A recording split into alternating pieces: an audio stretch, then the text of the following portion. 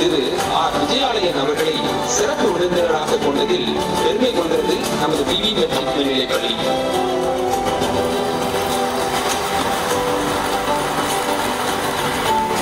The time has arrived to add some dignity and fragrance to our dais. It is the time to invite our honorable dignitaries to occupy their respected place.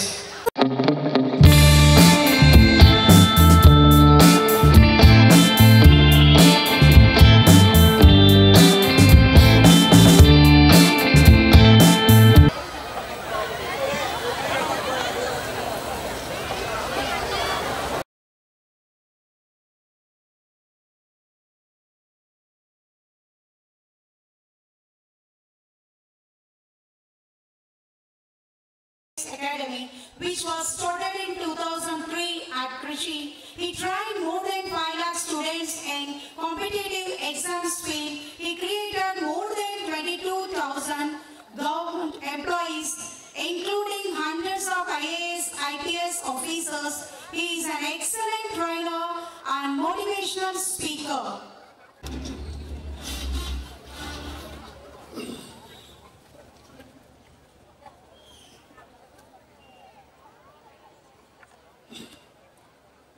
கல்வி சிறப்பதற்கு ஆசிரியர்கள் உழைக்க வேண்டும்.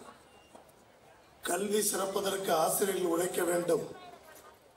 அறிவு சிறப்பதற்கு மாணவர்கள் உழைக்க வேண்டும். அறிவு சிறப்பதற்கு மாணவர்கள் உழைக்க வேண்டும். வாழ்க்கை சிறப்பதற்கு நேர்மையாக உழைக்க வேண்டும். முன்னேற்றம் பெறுவதற்கு ஓயாமல் உழைக்க வேண்டும்.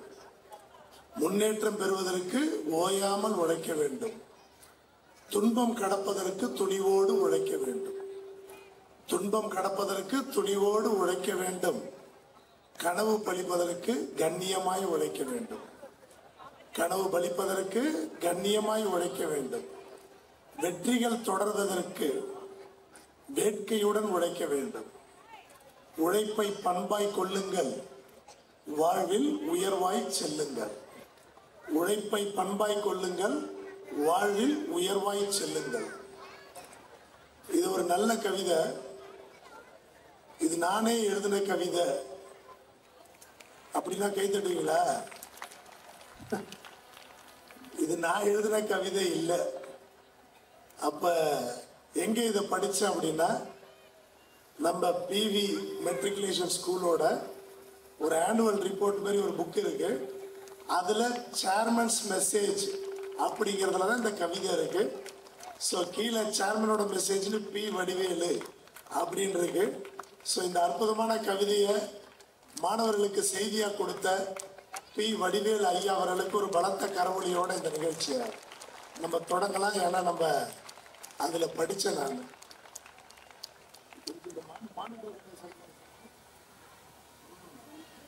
சரியா கேட்கல?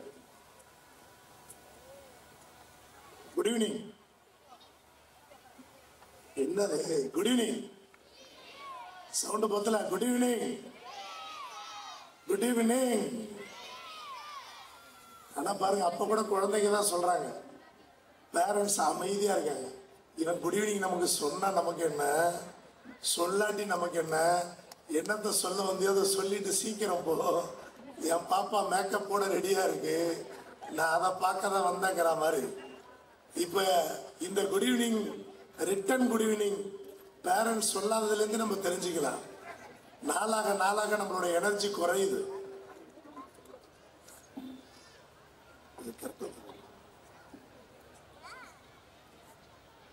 வயசாக வயசாக நம்மளோட எனர்ஜி குறையுது. இல்ல எனர்ஜி இருக்கு அப்படின்னாலும் நமக்கு ஒரு கூச்சம் வருது.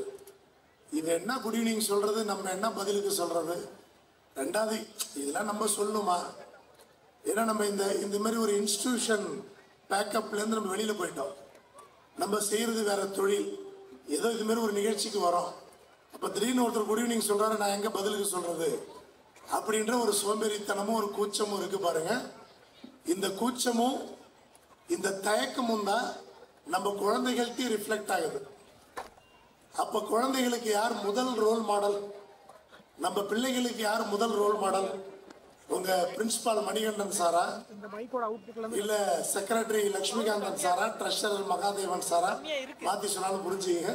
லட்சுமிகாந்தன் சாரா, மகாதேவன் சாரா, மணிகண்டன் சாரா, மேக்ஸ் அகாடமி செந்தில் சாரா, இல்ல 34 இயர்ஸ் முன்னாடி இனாகரேஷன் வந்த சீதாராம் சாரா, இல்ல ஃபயாஸ் முகமது சாரா, யாரு இல்ல நானா, யார் இங்க ரோல் மாடல் உங்களுக்கு உங்க குழந்தைகளுக்கு? இல்ல அப்துல் கலாமா, இல்ல கர்ம வீரர் காமராஜரா, இல்ல இப்ப இருக்க முதலமைச்சர் ஸ்டாலினா? யார் நமக்கு ரோல் மாடல் நம்ம குழந்தைகளுக்கு? பல ரோல் மாடல்ஸ் இருக்கலாம், இங்க இருக்கிற எல்லாரும் ரோல் மாடல்ஸா இருக்கலாம் நம்ம குழந்தைகளுக்கு. பட் ஃபர்ஸ்ட் ரோல் மாடல் நம்ம குழந்தைகளுக்கு யாரு? பேரண்ட்ஸ், நம்ம தானே. அப்ப நம்ம குட் ஈவினிங் சொன்னா தானே அவங்களுக்கு அந்த ஹேபிட் வரும்.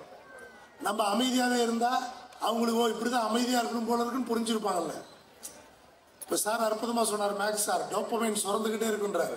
அப்ப நம்ம போன் பார்த்தா தான் குழந்தைங்க பார்க்கும், நம்ம போன் பார்க்கலன்னா குழந்தைங்க பார்க்காது. இப்ப நம்ம குட் ஈவினிங் சொன்னா குழந்தைங்களும் குட் ஈவினிங் சொல்லும். சித்திரமும் கைப்பழக்கம் தானே, தாயை போல பிள்ளை தானே. அப்ப நம்ம எப்படி நடந்துக்கிறோமோ அதுதானே குழந்தைகள்ட்ட ரிஃப்ளெக்ட் ஆகும். நான் என்ன பேசுறேனோ அதை தானே என் பசங்க வீட்டுல பேசுவாங்க. இப்ப நான் வீட்டுல தமிழா பேசிக்கிட்டு இருந்தா பசங்களும் தமிழ் தான் பேசுவாங்க. நான் வீட்டுல இங்கிலீஷ் பேசினா மட்டும்தான் குழந்தைங்களும் வீட்டுல இங்கிலீஷ் பேசுவாங்க. ஒரு ஸ்கூல்ல கொண்டு போய் சேர்த்து விட்டாச்சுனாலே குழந்தைங்க இங்கிலீஷ் பேசுவாங்களா? எடுக்க முடியாது. இப்ப எனக்கும் உங்க ஏஜ் தான் எனக்கு இருக்கும், உங்களுக்கு இருக்க குழந்தைகள் மாதிரி தான் எனக்கும். அப்ப என் பிள்ளைங்க இங்கிலீஷ் பேசுதா இல்லையாங்கிறது ஸ்கூலை பொறுத்ததான் இல்லை. திருச்சியிலே டாப் லெவல் ஸ்கூலு, பல லட்சம் ஃபீஸ் கட்டி சேர்த்து விட்டுருக்கோம். ஆனா தமிழ் தான் பேசுவாங்க என் பிள்ளைங்க. நான் பல நாள் ஆராய்ச்சி பண்ணியிருக்கேன். என்ன இவ்வளோ ரிஸ்க் எடுத்து இவ்வளோ பணம்லாம் கட்டி பெரிய ஸ்கூல்ல அட்மிஷன்லாம் கஷ்டப்பட்டு வாங்கி சேர்த்து விட்டுருக்குமே, தமிழ்ல பேசுறாங்களே. அது சுத்த தமிழ்லாம் சில நேரம் வரவங்களுக்கு என்னடான்னு பார்த்தா நாங்க வீட்டுல தமிழ் தான் பேசுறோம். வீட்டுல தமிழ் டிவி ஓடுது, வீட்டுல தமிழ் சேனல் பாக்குறோம், கார்ட்டூன்லாம் கூட இப்ப தமிழ்ல வந்துருச்சு. அப்ப பிள்ளைங்க எப்படி இங்கிலீஷ்ல பேசும்? அப்ப கண்ணாடி மாதிரி தானே, குழந்தைங்க எதை பார்க்குதோ அதை தானே ரிஃப்ளெக்ட் பண்ணும். அப்ப குழந்தைங்க பார்க்குற இடத்துல நம்ம எதை வைக்கிறோம் அதுதான் முக்கியம். அப்ப குட் ஈவினிங் நம்ம சொன்னாதான் குழந்தைங்களும் சொல்லும். சொல்லமா குட் ஈவினிங், அவ்வளவுதான். அப்ப நம்ம என்ன பண்றோமோ அதான் குழந்தைங்க பண்ணும். இப்ப நம்ம வீட்டுல என்ன தொழில் செய்யறோமோ அந்த தொழில குழந்தைங்க செய்ய ஆசைப்படுவாங்க. ரொம்ப கவனமா கவனிக்கணும். நம்ம வீட்டுல ஒரு வெள்ளி தொழில் செய்யறோம், தங்க நகை செய்யறோம் அப்படின்னா டெய்லி குழந்தைகள் அதை பார்க்க பார்க்க பார்க்க அவங்களுக்கும் அந்த ஆசை வந்துடும். இதை செஞ்சா போதுங்கிற எண்ணம் வந்துடும். கிட்டத்தட்ட 1953 மூதறிஞர் ராஜாஜி ஐயா கொண்டு வந்த குலக்கல்வி மாதிரி ஆயிடும். அப்ப ஸ்கூல்ல பாக்குற மாதிரி வரணும்னு நினைக்க மாட்டாங்க, வீட்டுல என்ன பாக்குறாங்களோ அதன்படி வரணும்னு நினைப்பாங்க.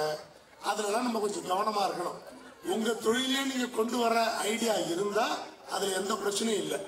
நம்ம தொழில கொண்டு வர ஐடியா நமக்கு இல்லை, படிச்சுதான் பெரிய ஆள் ஆகணும்னா அவங்க எதை எதை பார்க்கணுங்கிறத, எதை எதை கேட்கணுங்கிறத, எதை எதை செய்யணுங்கிறத பேரண்ட்ஸ் தான் ஃபர்ஸ்ட் முடிவு பண்ற மாதிரி இருக்கும்.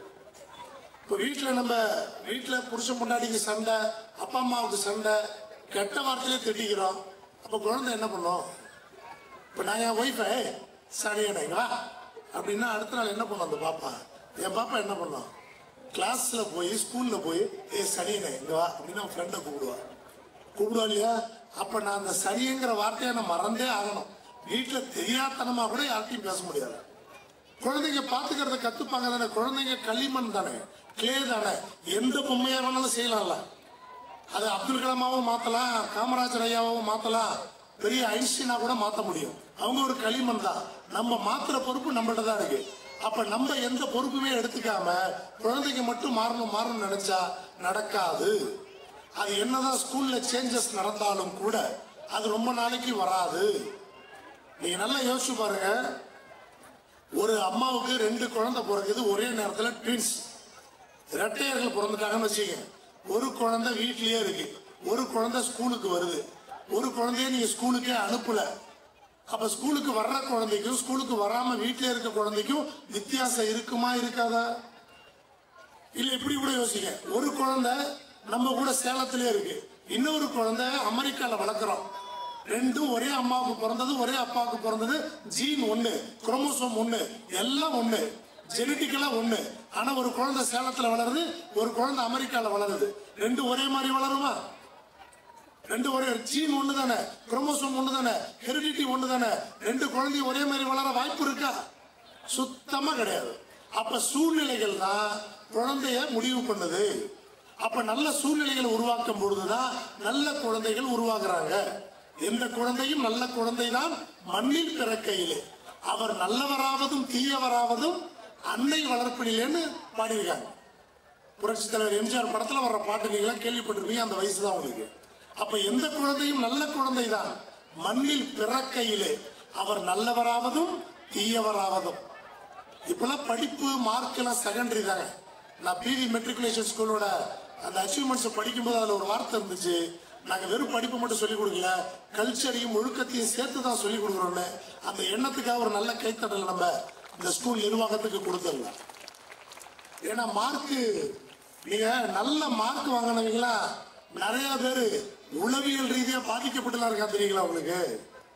நல்ல மார்க் எடுத்தவனா நிறைய பேர் சைக்கோவாலாம் இருக்கான், கம்மியா மார்க் எடுத்தவன் சூப்பரா இருக்கான். அதனால மார்க்கை மட்டும் அழுத்தி ஒரு குழந்தைய வளர்க்கணுங்கிற அவசியம் இல்லை, மார்க்கும் முக்கியம்தான். இப்ப இங்கேயே படிச்ச கிஷோர் கண்ணா 600க்கு 582 மார்க் எடுத்து இந்த ரீஜன்ல ஃபர்ஸ்ட் மார்க் எடுத்திருக்காங்க கேள்விப்பட்டேன். நல்ல ஒரு கைத்தடலை கொடுத்துடலாம் கிஷோர் கண்ணாவுக்கு. பிரியதர்ஷினி 600க்கு 568 மார்க்கா, தர்ஷினியும் 600க்கு 568 மார்க். ஆனா ஃபர்ஸ்ட் பிளேஸ்ல வி தரணி 600க்கு 585 மார்க் எடுத்திருக்காங்க. இல்ல பலத்த கரவழி கொடுங்க, உங்களோட குழந்தைங்க தானே, ஸ்டூடெண்டா இருந்தா உங்களோட ஒரே ஸ்கூல் பேட்ச் தானே. அப்ப இவ்வளவு பெரிய சாதனைகள் பண்றாங்க, மார்க் எடுக்கிறாங்க, பாராட்டுறோம், சந்தோஷப்படுறோம். மார்க்கும் முக்கியம், அதே நேரத்துல மனநலமும் முக்கியம். ஒரு சைக்காலஜிக்கலா ஒரு ஸ்டூடெண்ட் நல்லா வர வேண்டியது ரொம்ப ரொம்ப ரொம்ப ரொம்ப முக்கியம். ஒரு ஸ்டூடெண்ட் நல்லா வரணும்னா என்ன பண்ணணும்? ஸ்கூல் புக்கில் படிக்கிற படிப்பு மட்டும் பத்தாது. புக்ஸ்ல படிக்கிற படிப்பு பத்துனா எல்லாருமே பெரிய ஆள் ஆயிடுவாங்கல்ல.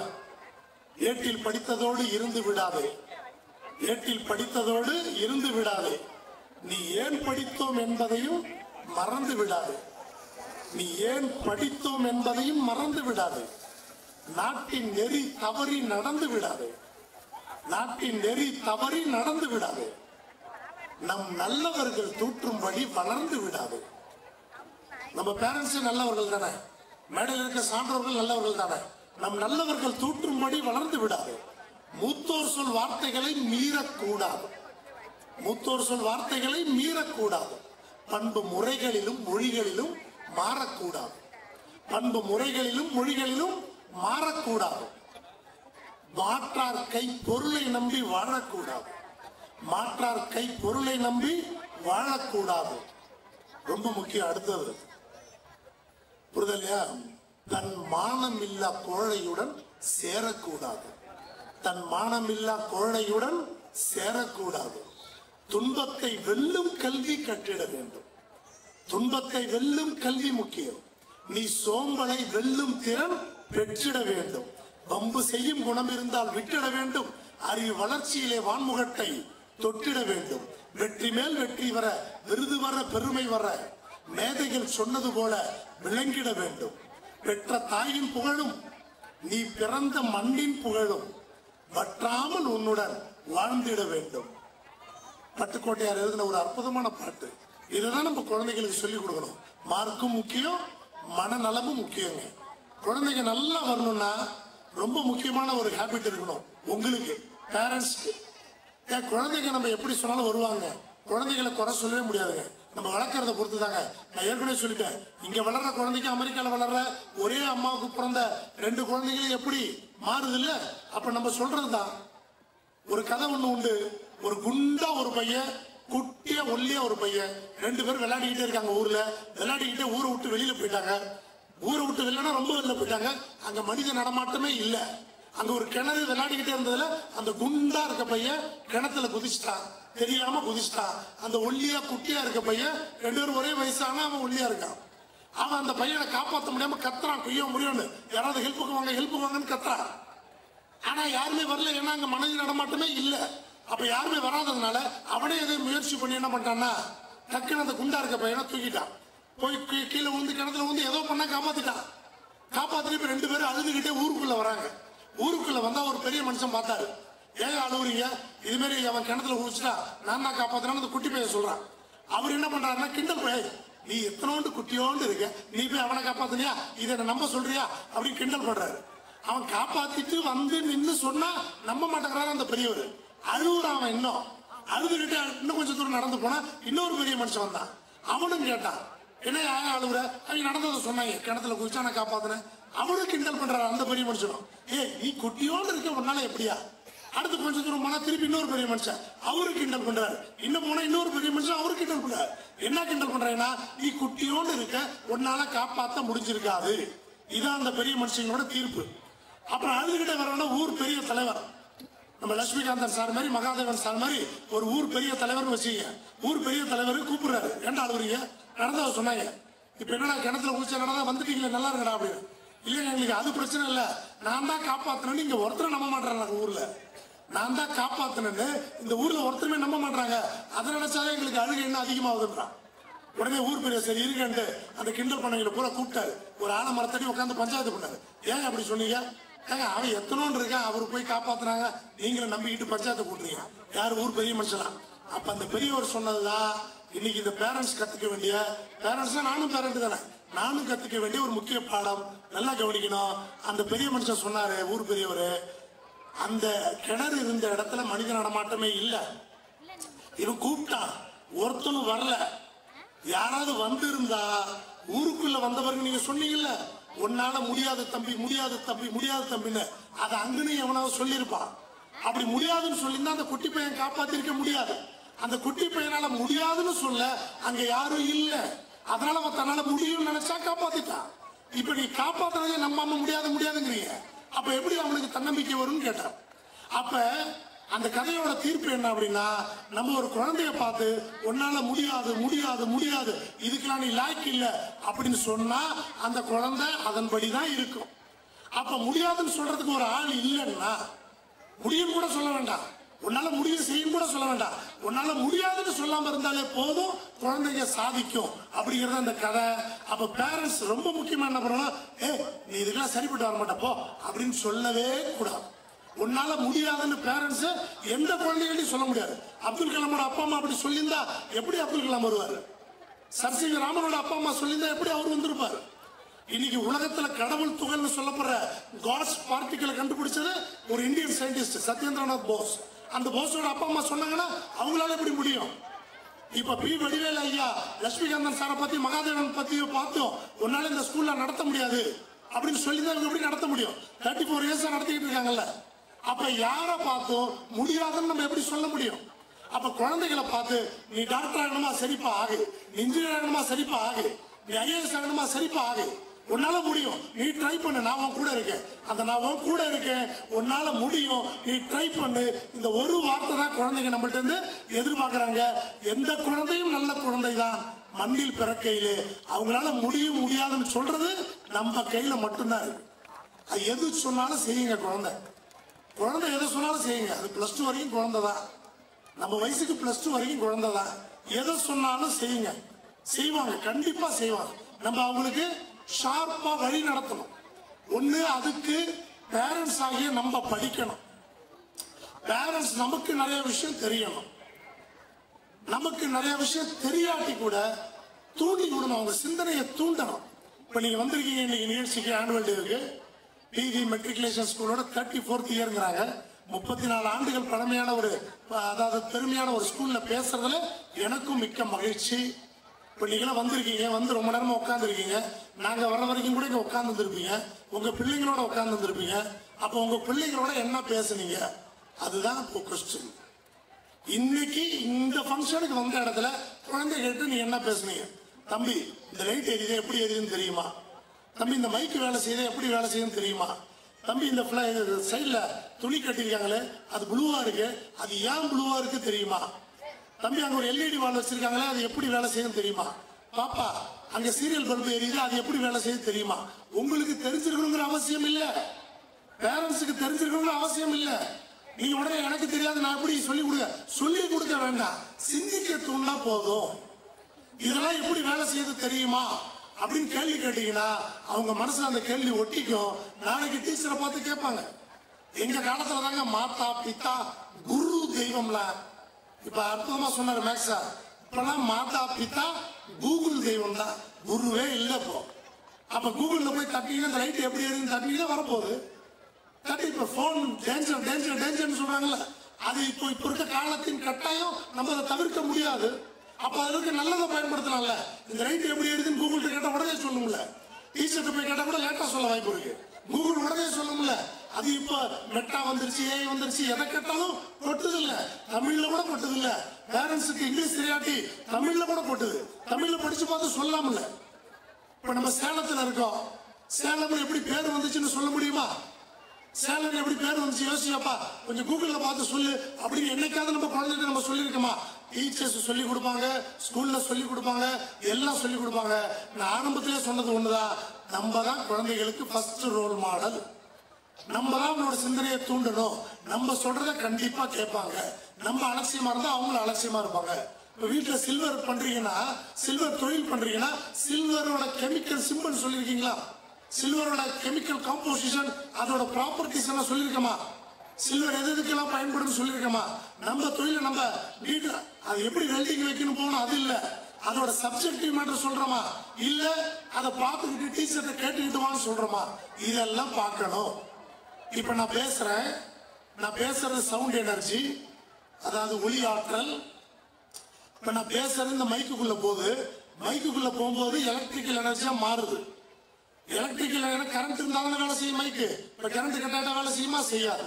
இப்ப நான் பேசுறது அந்த கடைசி வரைக்கும் பக்கத்துல கூட கேட்கும். ஏன் கேக்குது? இது எலக்ட்ரிக்கல் எனர்ஜியா போய் அங்க உட்கார்ந்துருக்காங்க பாருங்க, ஆம்பிளிஃபை பண்ணப்படுது. பல மடங்கு இதோட எனர்ஜி அதிகப்படுத்தப்படுது.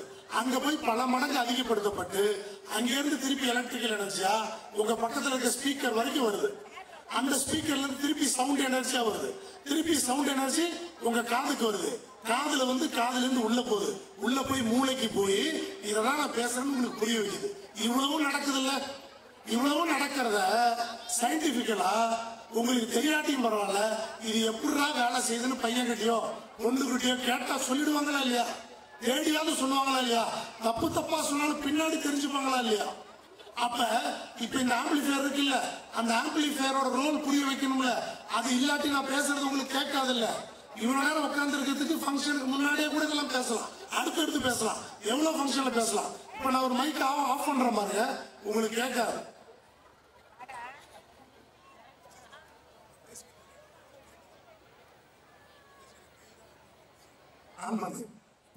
பேசிக்கிட்டு தான் இருந்தேன், ஆனா கேட்டுச்சா? இல்ல. அப்ப இந்த சிஸ்டத்தை பத்தி புரிஞ்சுக்கிறோமா நம்ம? இது இந்த இடத்துல நம்ம புரிஞ்சிக்க வேண்டிய ஒரு விஷயம், அவ்வளவுதான். சயின்டிபிக்கலா அங்க கேமரா எடுத்துக்கிட்டு இருக்காரு வீடியோல, அந்த வீடியோ கேமரா எப்படி ஒர்க் பண்ணுதுன்னு யோசிக்கிறோமா? இப்ப அப்படியே லைட் எல்லாம் பாருங்க துள்ளுது, அந்த லைட் எப்படி துள்ளுதுன்னு யோசிக்கிறோமா? இங்க சுத்தி பாருங்க தென்னை மரமா இருக்கு. எவ்வளவு விவசாயிகள் இருப்பீங்க? தென்னை மரத்தை கற்பக விருட்சம்னு சொல்லி கொடுத்துருக்கோமா? விவசாயிகள் அதை பத்தி சொல்லி கொடுத்துருக்கோம் நம்ம குழந்தைக்கு. அந்த தேங்காவோட பர்பஸ் சொல்லி கொடுத்துருக்குமா? அதுல என்ன நல்லா இருக்குன்னு சொல்லி கொடுத்துருக்குமா? பெரியார் 1000 தேங்காய் தென்னை மரத்தை வெட்டி போட்டார்னு சொல்லி கொடுத்துருக்குமா? கல்லு கடைய ஒழிக்கிறதுக்காக. இது கோக்கஸ் நியூசிஃபரா இதோட சயின்டிபிக் நேம்னு சொல்லி கொடுத்துருக்குமா? நமக்கு சயின்டிபிக் நேம் தெரிய வேண்டாம், பட் இது இருக்க எல்லாமே பயன்பாடுன்னு தெரியணும்ல. வானத்தை அண்ணாந்து பார்த்தா ப்ளூவா தெரியுது இல்ல, இது ஏன்டா ப்ளூவா இருக்குன்னு கேட்டிருக்குமா? அப்ப பேரண்ட்ஸ் நம்ம சிந்தனைகளை தூண்டணும். ஏன்டா ப்ளூவா இருக்கு? அதுக்கு ஒரு காரணம் இருக்குல்லடா, எனக்கு தெரியாது, நீ தானே படிக்கிற, பாத்துட்டு வந்து சொல்லு, நாளைக்கு கேட்டு வந்து சொல்லு டீச்சருங்க.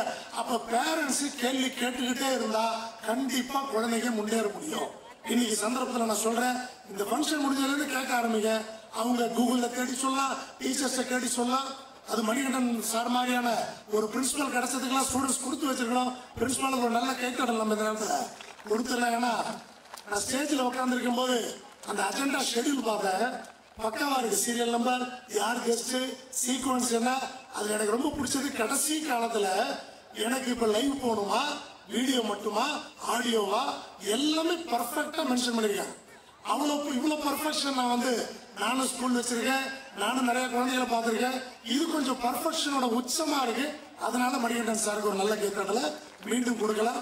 அந்த அஜெண்டா உள்பட அதெல்லாம் பார்க்கும்போது பரவாயில்ல, ரொம்ப பர்ஃபெக்டா செய்யறாங்களே அப்படின்னு சொல்லி பார்க்கும்போது எனக்கு ஒண்ணு தோணுச்சு. எனக்கா கொஞ்சம் இந்த மைக்குக்காக பேசுறாங்க நினைக்காதீங்க, ஏற்கனவே தோணுது. நீங்க ஸ்கூலுக்கு நடத்தி பார்த்தா தெரியும். பிவின்னா நானா புரிஞ்சுக்கிட்ட பி வடிவேல் ஐயாவோட சுருக்கம் தான் பிவின்னு சொல்லி. இன்னும் நம்ம பேசணும்னா பர்ஃபெக்ட் விக்டரி அப்படின்னா பிவின்னு கூட சொல்லலாம் போல. ஏன்னா வடிவேல் ஐயா ஒரு பக்கம் பி வடிவேலுன்னா இன்னொன்று பர்ஃபெக்ட் விக்டரியை சுருக்குனா பிவின்னு கூட வரும். அதாவதுங்க சந்தர்ப்பங்கள் சூழ்நிலைகள் இடங்கள்லாம் அமையறத நம்ம நல்லா பயன்படுத்தணும். இந்த மாதிரி ஒரு பிரின்சிபால், இந்த மாதிரி ஒரு செக்ரட்டரி, இந்த மாதிரி ஒரு ட்ரெஷரர் உங்களுக்காக இவ்வளவு வேலை செய்யறாங்க எல்லாம் பண்றாங்க அப்படின்னா நம்ம தான் பயன்படுத்தணும். வாய்ப்புகள் நம்ம கிட்ட தான் இருக்கு, நம்ம அதை பயன்படுத்தாம நம்ம குழந்தைங்க வளரலன்னு சொல்லவே கூடாது. இன்னொரு பேரண்ட்ஸுக்கு முக்கியமான அட்வைஸ் என்னன்னா, பேரண்ட்ஸோட திறன் என்னன்னு கண்டுபிடிக்கணும். டீச்சர்ஸ் உதவியோட கண்டுபிடிக்கலாம், பிரின்சிபால் உதவியோட கண்டுபிடிக்கலாம், செக்ரட்டரி ட்ரெஷரர் உதவியோட கண்டுபிடிக்கலாம். இப்போ ஒரு எக்ஸாம்பிள் அதுக்கு சொல்லணும்னா, என் பையன் இருந்தான். என் பையன் இப்பதான் காலேஜ் ஃபர்ஸ்ட் இயர் போறான். +2 முடிச்சுட்டு 9th 10th கொரோனா பேட்ச். அவன் பொதுவாகவே 9th 10th கொஞ்சம் பிடிப்போம்ல, டைப் பண்ணுவோம்ல. அப்படி டைப் பண்ணும்போது வீட்டில் ஒரே சண்டைன்னா சண்டை, அவ்வளோ சண்டை. என் வீட்டில் என்ன சண்டைன்னா, என் பையனுக்கும் அவங்க அம்மாவுக்கும் அதிக சண்டை. என்ன வேற உள்ள இழுத்துருவாங்க. நீங்களாம் என்னத்த புள்ள வளர்க்குறீங்கன்னு என் பொண்டாட்டி எனக்கு திட்டிக்கிட்டே இருக்கு. என்னத்த புள்ள வளர்க்குறீங்க, என்னத்த புள்ள. நான் என்ன பண்ணலாம், நல்லா தானே போயிட்டு இருக்கு, எல்லா செலவும் தானே பண்றேன். அவன் படிக்கிறானு பாத்தீங்களா, படிக்கிறானு நல்லா தானே படிக்கிறான், எங்க படிக்கிறான். அப்ப உடனே என் பையன் நான் நல்லா தான் படிக்கிறான். அவன் ஒரே ரணகலமா இருக்கும். அவங்க அம்மாவுக்கும் பையனுக்கும் உங்க வீட்டுல கூட நடக்கலாம், ரணகலமா இருக்கும். என்ன அடிப்படை பிரச்சனைனா, அவனுக்கு மேக்ஸ் வரல, சயின்ஸும் டீப்பா வரல. 2 வருஷம் சண்டை, அடிக்கடிதான். அடித்தடி இல்லாத பரவாயில்ல. இப்ப இருக்க பிள்ளைங்க தான் அம்மா அப்பாவை ஏத்து பேசுங்க, அவனும் ஏத்து பேசுவான். என் பையனும் நாங்க எவ்வளவு அட்வைஸ் பண்ணாலும் 2 வாரம் பேசாம இருப்போம், 3வது வாரம் ஆரம்பிச்சிருவான். அவனும் ஏத்து பேசுறான், நல்லா தான் படிக்கிறேன், நீ போய் உன் வேலையை பாரு அப்படின்றான். அப்ப நான் இதை பார்த்துக்கிட்டே இருந்தேன். 10th முடிச்சா கொரோனா பேட்ச், அதனால கொஞ்சம் மார்க் வந்துச்சு, இல்லாட்டி வந்திருக்காது. அப்ப +1 சேர்க்கணும். சென்னையில போயிட்டு ஒரு பெரிய ஸ்கூல்ல ₹1,00,000 ஃபீஸை கட்டி சயின்ஸ் குரூப் போட்ட அட்மிஷன், மேக்ஸ் பயாலஜி அட்மிஷன் போட்டேன் என் பையனுக்கு. அப்புறம் யோசிச்சுக்கிட்டே இருந்தேன், இவனுக்கு மேக்ஸும் சயின்ஸும் வரல. அது யோசிச்சு மைண்டுக்குள்ள ஓடிக்கிட்டே இருக்கு, ஏதோ தப்பு பண்றோம். அந்த நேரம் பார்த்து என்னோட NRIS அகாடமி நிறுவனம் பேரு, அங்க ஒரு பட்டிமன்றம். இவனா வந்து அந்த பட்டிமன்றத்துல பேசுறான்னா, இந்த கொரோனா டைம்ன்றதுனால இந்த அகாடமியில் நடக்கிற கிளாஸ் எல்லாம் கொஞ்சம் கவனிச்சுட்டு இருந்தான். அதை வச்சு அவனாவே வந்து பேசுறான். ஹிஸ்டரி சம்பந்தப்பட்ட ஒரு பட்டிமன்றம். பட்டிமன்றத்துல வந்தா +10th படிச்ச பையன் சூப்பரா பேசிட்டான். கிளாஸ் அவ்வளவு கிளாஸ் யூடியூப்ல லைவ் போச்சு, சொந்தக்காரங்க பார்த்துட்டு அவனுக்கு போன் பண்ணி பாராட்டுறாங்க, சூப்பரா பேசுறேன். அப்பதான் எனக்கு ஒரு பொறி தட்டுச்சு, ஆஹா இவனுக்கு மேக்ஸும் சயின்ஸும் வரல, சோசியல் தான் நல்லா வருது அப்படின்னு ஏற்கனவே மைண்டுக்குள்ள இருந்த டிஸ்டர்பன்ஸ் எனக்கு கிளியர் ஆயிடுச்சு. அவன் ஹிஸ்டரி அவனை நல்லா சொன்னான், பட்டிமன்றத்தில் எடுத்து பேசலாம். அது நான் அவனோட டேலண்ட்டை அவனுக்கு எதுல இன்ட்ரெஸ்ட் இருக்குன்னு கண்டுபிடிக்கிற ஒரு வாய்ப்பா நான் பயன்படுத்திக்கிட்டேன். உடனே அவனை கூப்பிட்டு அவங்க அம்மாவை கூப்பிட்டு எல்லாம் பேசினேன். இவனுக்கு மேக்ஸ் சயின்ஸ் வரல, அதனாலதான் வீட்டுல இவ்வளவு சண்டை, ஏன் திருப்பி மேக்ஸ் பயாலஜி குரூப்பே போடணும், ஒரு சோசியல் குரூப் போட்டுடலாம், அப்படியே UPSC அப்படி இப்படின்னு கொண்டு போயிடலாம், நம்ம ஃபீல்டு அதானே, எதுக்கு அந்த ஃபீல்டு, அவனுக்கு தான் வரலையே ஒத்துக்கிட்டாங்க, கஷ்டப்பட்டு தான் ஒத்துக்க வச்சேன். நான் டாக்டர் IIT அப்படின்னாங்க, ஏதோ வரலையா, ஏண்டா வந்தா பரவாயில்ல, அதான் வரலங்கிறல்ல, ஏன் இது பண்ற அப்படின்னா. அப்புறம் அவன் பையன் ஒத்துக்கிட்டா, அவங்க அம்மாவை கன்வின்ஸ் பண்ண கொஞ்சம் டைம் எடுத்துச்சு, அவங்களுக்கும் புரிய வச்சார். வராததை போட்டு முட்டுறதை விட வர்றதை படிக்கலாம்னு சொன்னேன். கேந்திர வித்யாலயில ஹிஸ்டரி குரூப் இருந்துச்சு, அங்க கொண்டே போட்டோம். ரொம்ப தேடி கடைசியில் அங்க இருக்கு. ஹிஸ்டரி குரூப்ல +1ல கேந்திர வித்யாலயில திருச்சியில OFTல சேர்ந்தான். சேர்ந்த உடனே டெஸ்ட் எல்லாம் வச்சாங்க. அந்த டெஸ்ட்ல ஃபர்ஸ்ட் ரேங்க் எடுத்துட்டாங்க, ஃபர்ஸ்ட் பிளேஸ் அவந்தாங்க. அதுக்கு முந்தின ஸ்கூல் வரைக்கும் சண்டைன்னா சண்டை, அவ்வளவு சண்டை நடக்கும். இந்த ஸ்கூல்ல சேர்ந்த உடனே அதுக்கு முன்னாடி வரைக்கும் அந்த 10th வரைக்கும் இந்த மேத்ஸ் சயின்ஸுக்கு பயந்துக்கிட்டு பொய்யா சொல்லுவான், ஊர்பட்ட பொய் சொல்லுவான். என் பையன் அவ்வளவு பொய் சொல்லுவான். ஏன்டா படிக்கலாம்னா அங்க போயிட்டு இங்க போயிட்டு அது பண்ணிட்டு இது பண்ணிட்டு கை முடிஞ்சிச்சு, கால் முடிஞ்சிச்சு, ரத்தம் வருது, என்ன யாரும் கண்டுக்க மாட்டீங்க, நான் எவ்வளவு பரிதாபம், என்ன நீ கண்டுக்கவே மாட்டீங்க, இப்படிலாம் ஒரு சீனை போடுறவன் இந்த ஹிஸ்டரி குரூப்பை சேர்த்த உடனே கரெக்டா ஸ்கூலுக்கு போவான், சூப்பரா போவான், ஸ்கூலை பத்தி பெருமையா பேசுவான். அதுக்கு முன்னாடி திட்டிகிட்டே இருப்பான் ஸ்கூல. அதுக்கப்புறம் ஸ்கூலை பத்தி பெருமையா பேசுவான், பிரின்சிபால பெருமையா பேசுவான், டீச்சர்ஸ பெருமையா பேசுவான், ஃபர்ஸ்ட் ரேங்க் வேற எடுத்தான். அது வரைக்கும் ஃப்ராடு பண்ணிட்டு இருந்த என் பையன் அந்த குரூப்பை மாத்தின ரொம்ப நல்ல பையன் ஆயிட்டாங்க, ரொம்ப நல்ல பையன் ஆயிட்டான். இப்ப நல்லா படிச்சுட்டு இருக்கான்.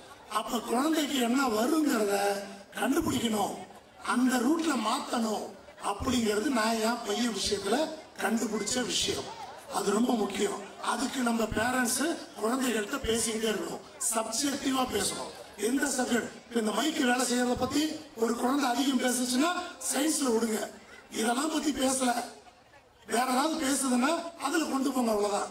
அது படிக்க படிக்க 10th நம்ம ஐடென்டிஃபை பண்ணிடணும். 10th முடிச்சிடணும். +1 கால் வைக்கும் போது எந்த குரூப்போ அதை பொறுத்துதான் எதிர்காலம். நீ ஏதோ ஒரு குரூப் எடுத்துல அப்புறம் சம்பந்தம் இல்லாம போகக்கூடாது. ஆனா இப்போ டிகிரி எல்லாம் முடிச்சுட்டு காம்படிட்டிவ் எக்ஸாம்ஸ் யூபிஎஸ்சி இருக்கு, டிஎன்பிஎஸ்சி இருக்கு, பேங்கிங் எக்ஸாம்ஸ் இருக்கு, ஆர்ஆர்பி, எஸ்எஸ்சி, நிறைய எக்ஸாம்ஸ் இருக்கு. கவர்மெண்ட் சைட்ல போனா, சென்ட்ரல் கவர்மெண்டா இருந்தாலும் ஸ்டேட் கவர்மெண்டா இருந்தாலும் கவர்மெண்ட் சைட்ல போகணும்னா இப்போ நான் பேசும்போது கூட உங்க செக்ரட்டரி சொன்னாரு, இப்ப நிறைய பேர் ஆர்ட்ஸ் அண்ட் சயின்ஸ் தான் போறாங்க. அது ரொம்ப நல்ல முடிவு. +2 முடிச்சுட்டு ஆர்ட்ஸ் அண்ட் சயின்ஸ் போறதுதான் இப்போ ட்ரெண்டிங். அந்த ஆர்ட்ஸ் அண்ட் சயின்ஸ்ல அதுவும் இன்னும் லைட்டர் டிகிரி, லேசான degree, history, geography, public administration, political science, anthropology, sociology, இந்த மாதிரி லைட்டான டிகிரி எடுத்துக்கிட்டா போட்டி தேர்வுகளுக்கு படிக்க வாட்டமா இருக்கும். ஹெவியான டிகிரி எடுத்தீங்கன்னா அதுலயே போயிடுங்க. ஹெவியான டிகிரி எடுத்துக்கிட்டு அதுக்கப்புறம் போட்டி தேர்வுக்கு வர்றது கஷ்டமா இருக்கும். 4 வருஷம் வீணா போயிடும். அதுக்கப்புறம் போட்டி தேர்வுக்கு வரக்கூடாது. அதுக்கு அந்த 4 வருஷம் ஹெவியான டிகிரி எடுத்தீங்கன்னா அதுலயே போகணும். இல்ல போட்டி தேர்வு எழுதுறது முடிவு பண்ணிட்டா லைட்டான டிகிரி போதும். அதுவும் ஆர்ட்ஸ்ல 1:30 மணிக்கு விட்டுருவாங்க திருச்சியிலாம். மீதி நேரம்லாம் போட்டி தேர்வுக்கு படிக்கலாம். காலையில 8 மணிக்கு ஆரம்பிச்சா 1:30க்கு விட்டுருவாங்க. அதான் காலை இப்போ உங்க பிரின்சிபால் சொல்லிட்டு இருந்தாரு, காலையில 4:30 மணிக்கு அலாரம் வச்சிருக்கேன் சார், எல்லா ஸ்டூடெண்ட்டுக்கு அலாரம் அடிக்கிறேன். இதெல்லாம் நான் புதுசா காதல வாங்கினேன். அதுக்காக டோட்டல் மேனேஜ்மெண்ட்டுக்கு ஒரு நல்ல கிளாஸ் கொடுத்துல நம்ம. ஏன்னா இது சேலம் பகுதியில் பழக்கமா, நம்ம பிவி ஸ்கூல்ல பழக்கமானது இல்லை. 4:30 எந்திரிக்காட்டி கூட என்னது, ஒரு 5:30 6 மணிக்கு இருந்தா கூட வெற்றி தானே. சீக்கிரம் எந்திரிக்கிறோம், பல வெற்றிகளை பார்க்கறான்னு சொல்றேன். அப்ப +1 என்ன குரூப்புங்கிறதுல கவனமா இருக்கணும். அது ஸ்டூடெண்ட்டுக்கு எது வருதோ அந்த குரூப்பா இருக்கணும். வராதவங்களை கொண்டு போய் நீட்டு படி, ஐஐடி படி, இதை படி, அதை படின்னு டார்ச்சர் பண்ணீங்கன்னா வருஷங்கள் தான் போகுமே ஒழிய வெற்றி கம்மி. சில பேருக்கு சில ஸ்கில் உண்டு, சில பேருக்கு சில ஸ்கில் இல்லை. அதை 10th ஐடென்டிஃபை பண்ண பாருங்க. ஓரளவுக்கு இருந்தா கூட நீங்க டெவலப் பண்ணிடலாம். ஓரளவுக்கு கூட இல்லைன்னா என்ன பண்ணுவீங்க? அப்ப அதுக்கேற்ற மாதிரி கைட் பண்ணணும். கைட் பண்றதுக்கு டீச்சர்ஸ் இருக்காங்க, செக்ரட்டரி, ட்ரெஷரர் இருக்காங்க. நீங்க அவங்கள்ட்ட கேட்கலாம். +2 முடிச்ச பிறகு என்ன பண்ண போறோங்கிறதையும் இப்பயே முடிவு பண்ணணும். அப்ப பாத்துக்கலாம். அப்ப ஏதோ ஒரு டிகிரி கிடைச்சா அதுல கொண்டே சேர்க்கலாம். அப்படிலாம் இல்ல. +2 முடிச்ச பிறகுலாம் இப்ப என்ன ட்ரெண்டிங் தெரியுமா? எங்க இன்ஸ்டியூட்ல 200 பேர் அப்படி இருக்காங்க. +2 முடிச்ச பிறகு நல்ல ஒரு ஐடியா. அது இப்ப இருக்க கரண்ட் ட்ரெண்டிங். போட்டி தேர்வு எழுதணும்னா, அதாவது ஐஏஎஸ் ஐபிஎஸ் ஆகணும்னா, குரூப் 1ல டெப்டி கலெக்டர் டிஎஸ்பி ஆகணும்னா, பேங்க் ஆபீசர் ஆகணும்னா, தாசில்தார் அது மாதிரி போஸ்ட் எல்லாம் போகணும்னா, பிஏஓ மாதிரி போஸ்ட் எல்லாம் போகணும்னா டிகிரி நேரெல்லாம் போய் படிக்க வைக்காதீங்க. +2 முடிச்சு நேரடியா காலேஜ் போயினா டிகிரி படிக்க வேண்டாம். கரஸ்பாண்டன்ஸ் டிகிரி போட்டுட்டு பயிற்சி எடுத்துக்கிட்டா போதும். ஐயா வடிவேல் ஐயா ஒரு 35-40 பேரோட இந்த பள்ளிக்கூடத்தை ஆரம்பிச்சிருக்காரு. 34 இயர்ஸா ஒரு பள்ளிக்கூடத்தை நடத்துறது எவ்வளவு கஷ்டம்னு எனக்கு தெரியும்.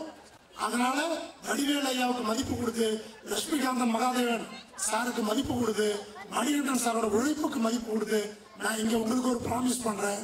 இங்க இருந்து +2 முடிச்சுட்டு யாராவது NRIS அகாடமியில சேர்ந்தீங்கன்னா உங்களுக்கு 1 பைசா கூட ஃபீஸ் இல்லை. நான் அந்த ப்ராமிஸ் இங்க தரேன். உங்க குழந்தைகளை IAS IPS ஆக்கவோ இல்ல குரூப் 1 ஆபீசர் ஆக்கவோ 1 பைசா ஃபீஸ் இல்லாம நான் சேர்த்துக்கிறேன். எவ்வளவு நான் எடுத்த திருப்பி சமூகத்துல கொடுக்கிற நிலைமைக்கு தான் நான் இப்ப இருக்கேன். அதனால நீங்க பயன்படுத்துங்க.